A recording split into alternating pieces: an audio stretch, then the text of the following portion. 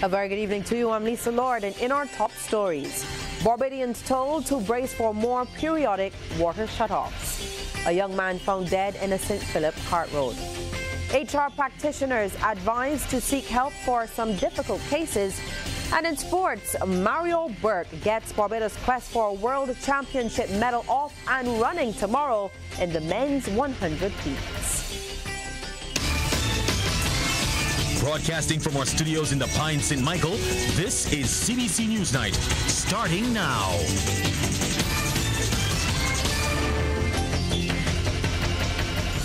In our top story, Barbadians are being warned to prepare for more periodic emergency shutoffs across several parishes. Now, this drastic measure is being taken by the Barbados Water Authority as it responds to extremely low water levels at its Golden Ridge Reservoir and other issues affecting the water supply. Our Ryan Broom is following that story. Ryan, it seems that the island's water woes are about to get worse before the situation even gets better. Yes, it's unfortunately, well, indeed that would appear to be the case.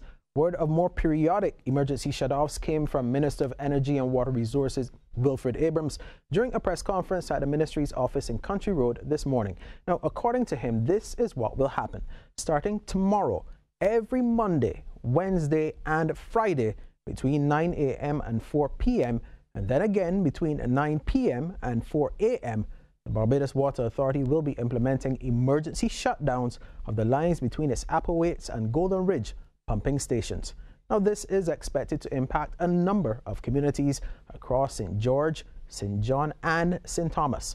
The minister explains this has become necessary because low rainfall has led to reduced groundwater levels, and as a result, the Castle Grant distribution system has been producing only 750,000 gallons of water per day, and while that sounds like a lot, it's actually less than half of what is needed.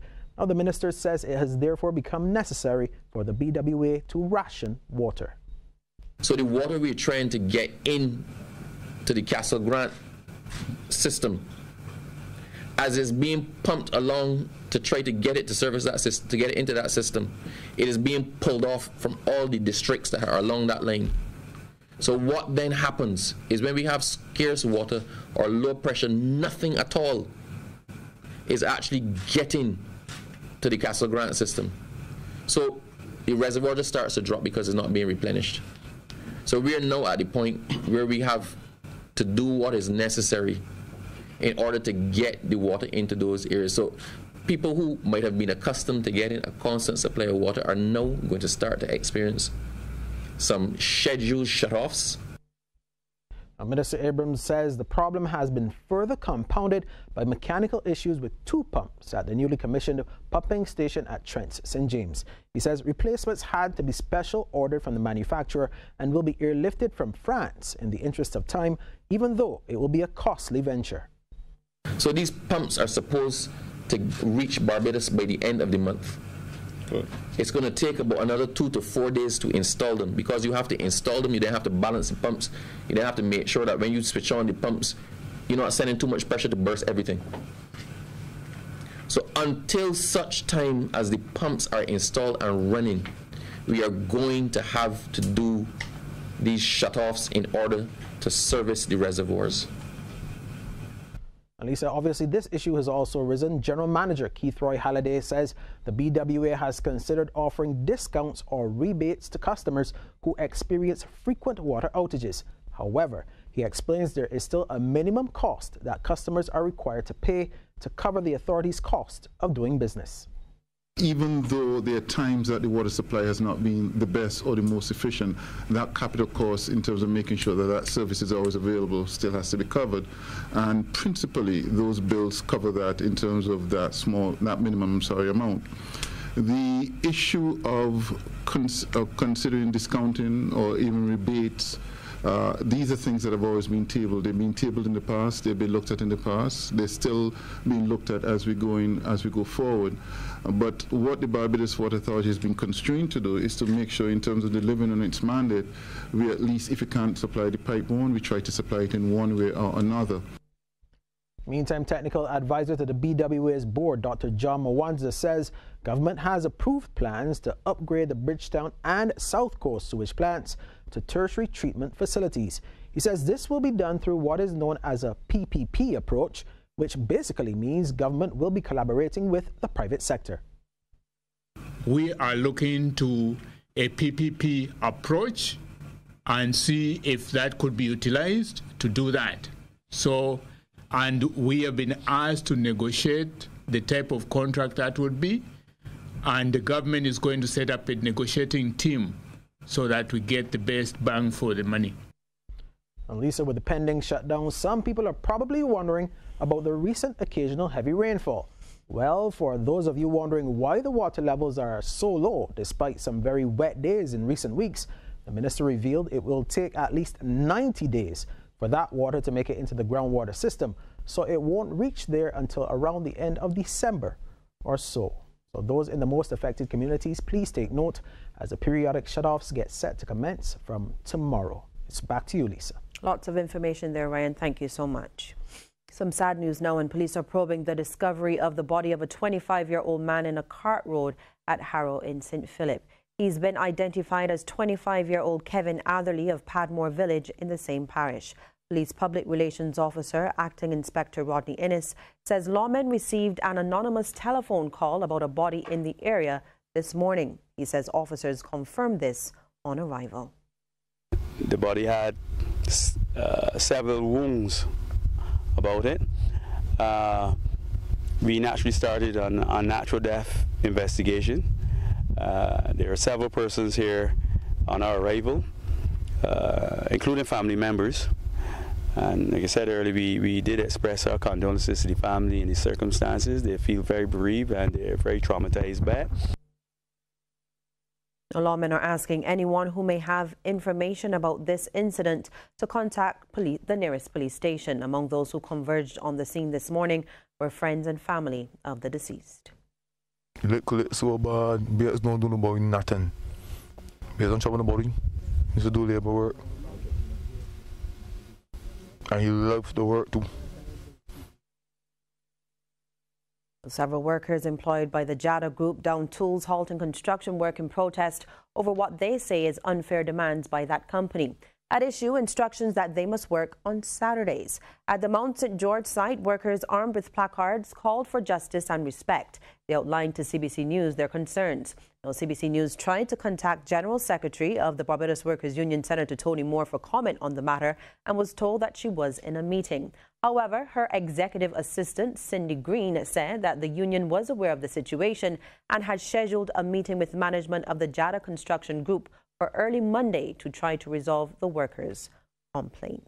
The Maria Holder Memorial Trust has been commended for its role in facilitating a postgraduate diploma in special needs education at the Urdason Teachers Training College. The kudos from Acting Minister of Education, Senator Lucille Moe, in her remarks at the opening ceremony for the new program. Now, thanks to the trust, 32 teachers will have the cost of their tuition covered for the duration of the program. This quality education requires the provision of resources and highly qualified teachers at all levels if all of our students are to reach their full potential. It is with this in mind that our government extends its gratitude to organizations like the Maria Holder Memorial Trust for their invaluable support, sponsorship, and partnership in providing a quality education for our nation's children. Meanwhile, principal of the Urdason Teachers Training College, Patricia Saul, also lauded the trust for its invaluable contribution. She welcomed the 32 teachers to the college as well. It is my hope that your sojourn at Urdason College will be extremely rewarding. At the end of your pursuits, you would have advanced yourself professionally and personally, but most importantly, you would have equipped yourself to make a difference in the lives of the special children with whom you work. By undertaking this program, you have also demonstrated that your commitment to this noble profession is very much intact. Well, Barbadian nurses are among the close to 30 healthcare professionals from across the region to benefit from assistance through a program aimed at improving nursing capacity. CIBC First Caribbean International Bank, as a nurse training partner, has supported the development of a pediatric hematology oncology nursing education program over at the University of the West Indies School of Nursing in Trinidad and Tobago. The assistance forms part of the Sick Kids Caribbean initiative, which CIBC First Caribbean has pledged a further $1 million for Phase 2 of its regional program. A memorandum of understanding was inked between the bank with the Sick Kids Foundation of Canada. Director of Corporate Communications and trustee of the First Caribbean International Comtrust Foundation, Deborah King, says it signals their support for additional specialized nurse training as well as for research over a 5-year period. We congratulate and commend the nurses from Barbados, the Bahamas, Jamaica, St. Vincent and the Grenadines, and Trinidad and Tobago, who have already completed the specialized program. And we are pleased to hear that 13 more nurses will be continuing in the second phase that we are joining you as your nursing training partner.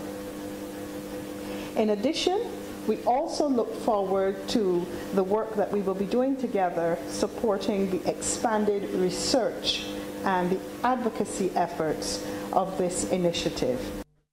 Meantime, Chief of Infectious Diseases and co-chair at the Sick Kids Foundation, Dr. Upton Allen, welcomed the support from the bank and expressed thanks on behalf of the partners. He says the foundation is focusing on transformational links. In this regard, we sought to improve the diagnosis and management of pediatric patients with cancers and serious blood disorders right here at home in the Caribbean. We also thought it was extremely important to provide training and education in areas of hematology oncology, nursing and laboratory services based on the expressed needs of our Caribbean partners. It was not for us to say what should be done, but with Caribbean partners to inform us through needs assessment what ought to be done. Barbados and CARICOM stand to benefit from a $14 million grant for community development projects from India. Word on the assistance came following the first ever meeting between the Prime Minister of India, Narendra Modi, and CARICOM leaders on the sidelines of the ongoing 74th United Nations General Assembly over in New York. Barbados Prime Minister Mia Amor Motley was among the several CARICOM leaders who attended that summit. India has pledged another $150 million line of credit for solar, renewable energy and climate change related projects. Prime Minister Modi reiterated his commitment to strengthen his country's political, economic and cultural engagement with the 15-member grouping. He also referred to the more than 1 million strong Indian diaspora as a vibrant and enduring link of friendship with the Caribbean. And the Caribbean was well represented at a Sustainable Development Goals Summit, reviewing the progress of the implementation of the 2030 Agenda for Sustainable Development and its 17 objectives. Prime Minister of St. Vincent and the Grenadines, that is, Dr. Ralph Gonsalves, spoke of his country's commitment to attaining the SDGs. For us, the eradication of poverty, the need to foster more equal societies, ensuring food security and sustainably manage our planet's resources are not just noble goals in the abstract, but they're real. The recent events, the hurricane, which affected our sister island, the Bahamas,